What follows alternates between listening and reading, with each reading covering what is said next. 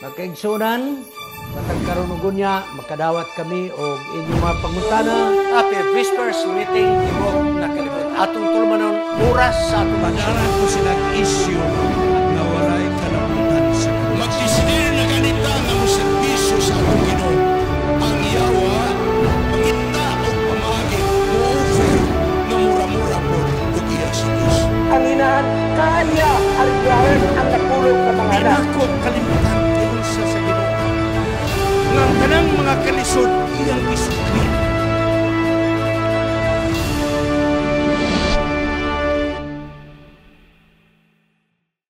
Greetings gikan sa atong Anesia Media Ministry. Special feature kini. Tungod kani atong July 10, 2025 mao kadto ang atong Foundation Day. Adlaw nga natawhan sa atong Anesia Media Ministry. Apan tungod kay dunay din amo malikayan nga mga appointment, wala mi maka padayag kaninyo sa pagpasalamat ni adtong July 10. Pero di pa ulahi tungod kay Hulyo pa mapud karon.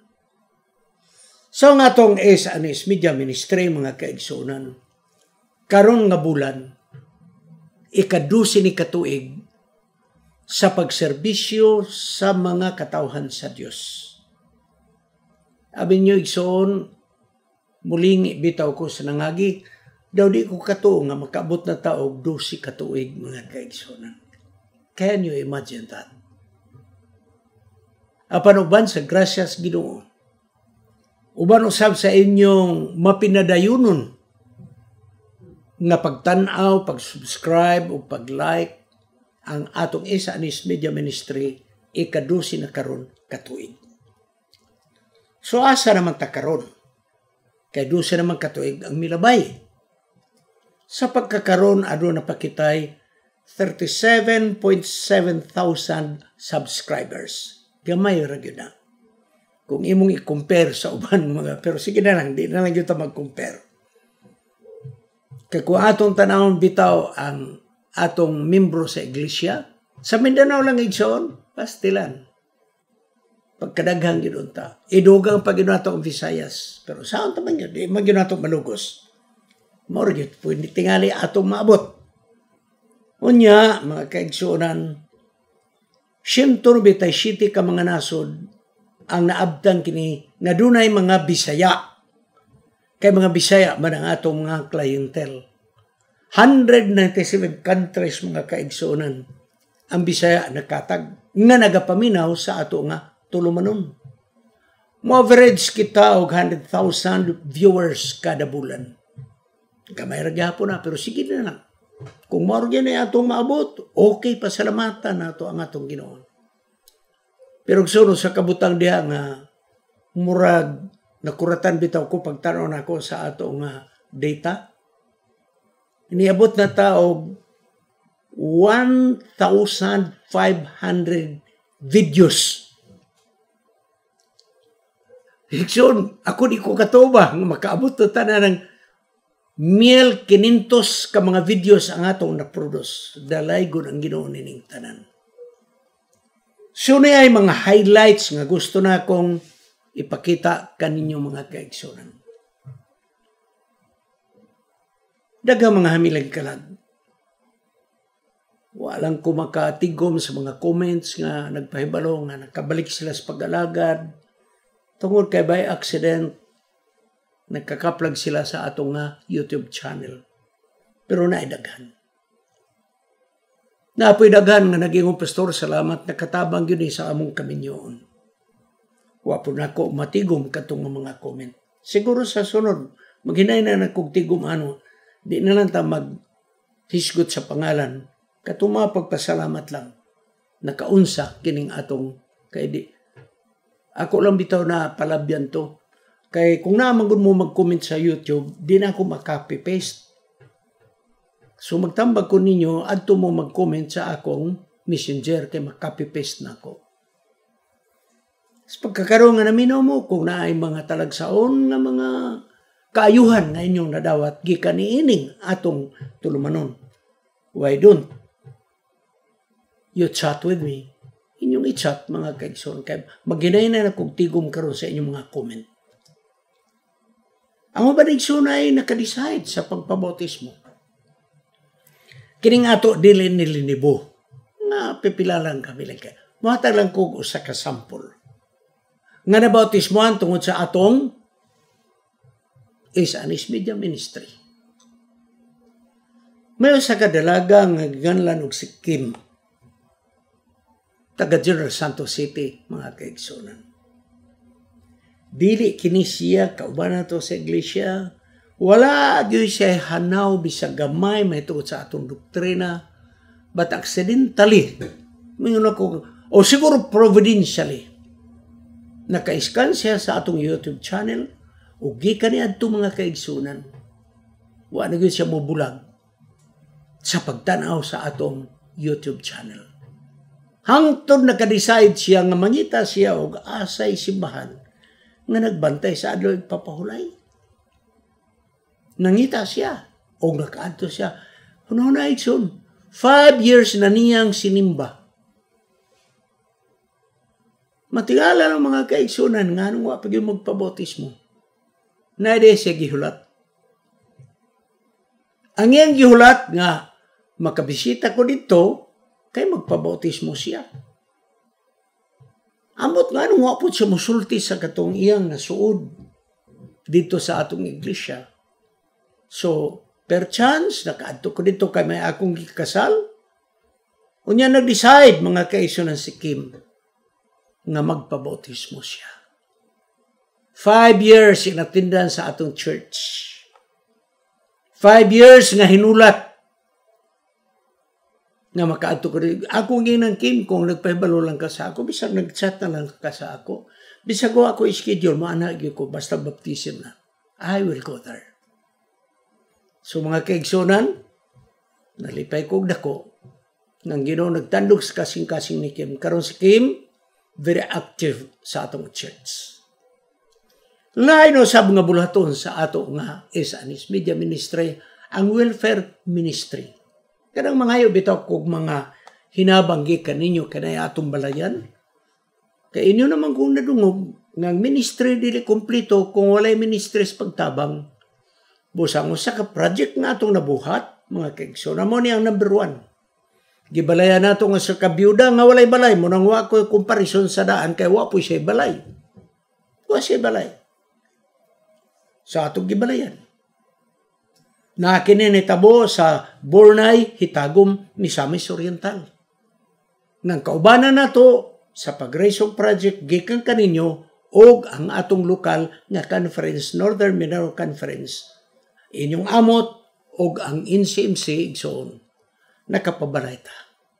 So karon ang byuda nanay balay mga kaigsunan. Ang ikaduha igsoon mao didto sa Santa Filomena, Iligan City. May usa ka babae nga nagsubaybay sa ato nga tulumanon og maayo kay nga comment na imo ingon sa nga pastor, Bernis karon bahala ko ako'y sudan basta makapaload lang ko kaya di ko gusto mag-miss sa imo nga program. So na-challenge ko akong gatuan nilang balay. So, ang pangalan ni Mos Jubil. Pag ato na mo igsoon, you cannot believe, mao na ang balay nga among nadtuan. Igsoon na to sa pag-alagad, mao na ang balay. So nangayo kung tabang gikan kaninyo, busa ado na tayo higala gikan sa Canada nga architect. Siya mo'y nag-design. And finally, mga kaigsonan, natukod ko ning balay, walang ko makakuha o katong finished product na among balay. Kay kinigsoon, napatag na ng yuta diha, dayon na finishingan sa suludog sa gawas, napintalan dahil may tubig, may tangki pag sa tubig. Gika na sa inyo. Ikaduha na nga project mga kaigsunan. Ikatulo nga project mga kaigsunan mo, nga nabisitahan kini sa ato nga atong driver sa truck camper kani adto. Natuan kini niya o nakaplagan nga mao ni ang balay sa maong magtiayon. Si Rene ug si Sheila sa Purok 3, pualas baungon Bukidnon. Dulra sa Indahag, Cagayan City. Naluoy ako nagtanaw mo itong nangayo ko ninyo og hinabang. O kaluoy sa Dios, nitubag kamo. Unya mga kaigsunan, ang luoy kayo, igsong nga muray tawag halwa sa manok nga balay. Uban tabang sa Ginoo, John 21, 20-25, nag-turn over ceremony kita sa mong balay. Duha ka na tungod kay gamay ang luti. Amakan ang atong wall, bungbong o dingding, apasultihan ko kamo dili ka na kawayan. Kaya dito na ako nagikapalit sa isulan. Sultan Kudarat. Gitawag ka nagkalakat. Gikan sa palm oil nga palwa igsoon gilaksi. Very, very kuang na siya durable, mga kaigsunan. So doon andanas ang balay, mga kaigsunan. Nadiya si Sheila ug si Rene. Grabe ang pagpasalamat sa magtiayon. So, doon andanas, siyempre, naihagdanan. O kinimoy atong makita, di na ako makuha ang pinaka-view yun tungod kay api kikay yun ang luti, mga kaigsunan. Marag yun ang kutob na itong mahimo. Igsoon, glory to God, mga kaigsunan. Dili lamang evangelism, apan, sa makadaghan inyo kung nadungog, dili kumplito ang atong ministry sa evangelism hangtod wa kitay pagtabang sa atong isig kataon. So dalaygon ang ngalan sa atong Diyos. Salamat mga subscribers, mga viewers, mga likers, mga sponsors, mga donors na nahimo kining posible ang atong ministry sa pag-broadcast o ministry sa pagtabang sa atong isig kataon. Sa 12 ka tuig na existing sa atong social ministry, ang tanan nahitabo. Kaya ang Diyos nakiguban ka na to. Sa mga kaigsunan, kung naamoy espesyal nga pagpasalamat nga niabot na kita og 12 ka tuig, pwede ba nga inyo kitang tabangan nga mapulihan na ning karaan natong kamera? Nadia, mga kaigsunan, ang presyo sa mong kamera, please, magpadala ka mo. Agig pasalamat sa Diyos, offering na lang nato ni para sa Ginoo nga niabot kita og 12 ka tuig, mga kaigsunan. Ang kinabuhi sa atong ministry nasa inyong kamot. Ang mga gamit nato dinhi kung magkadaana, wa koy lang madangpan kamura gyud alang-alang asa ta paingon. Di man pud ko maka-afford nga ako lang mga kaigsunan. So please, mo ni ang napili ni Engineer Joey o kaya nga atong video producer, atong techman. Sa dugay niyang due diligence, igsoon, kini mo'y among nakaplagan. So please, igsoon, maghulat ko sa inyong mga tabang. Kaya nga atong kamerentahon, inayom-ayom na gayon. Magapo kita alas pagtapos, mga kaigsunan. Gamahan nga Diyos nga naka sa mga langit. Salamat sa 12 ka tuig nga kinabuhi sa SRS Media Ministry. Salamat sa mga mensahe nga nabot sa kasing-kasing sa mga katawhan. Mga panimalayang nga nakabaton og kahusay. Nga mga magtiayon nga napasiguli. Mga miling kalag nga midawat sa balaan nga bautismo. Mga katawhan nga nangawala og nangasalaag apan nakabalik.